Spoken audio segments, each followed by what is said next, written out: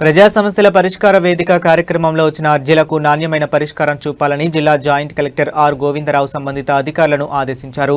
సోమవారం ఉదయం జిల్లా కలెక్టరేట్ నందు ఏర్పాటు చేసిన ప్రజా సమస్యల పరిష్కార వేదికకు వచ్చిన అర్జీదారులకు గౌరవప్రదంగా కుర్చీల ఏర్పాటుతో వివిధ ప్రాంతాల నుంచి వచ్చిన అర్జీదారులకు తాగునీటి సౌకర్యం, మెడికల్ క్యాంప్, గ్రామాల నుంచి వచ్చే అర్జీదారులకు సరఫరా తదితర సౌకర్యాలను కల్పించి వారి సమస్యలను సావధానంగా వింటూ అర్జీలు స్వీకరించారు. ఈ సందర్భంగా పీజీఆర్ఎస్లో వచ్చిన అర్జీలకు నాణ్యమైన పరిష్కారం చూపాలని, అర్జీదారుల సమస్యలపై నిర్లక్ష్యం వహించరాదని తెలిపారు.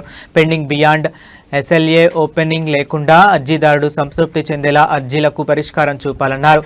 పీజీఆర్ఎస్లో వచ్చు అర్జీలపై నిర్లక్ష్యం వహిస్తే శాఖపరమైన చర్యలు తప్పవని హెచ్చరించారు.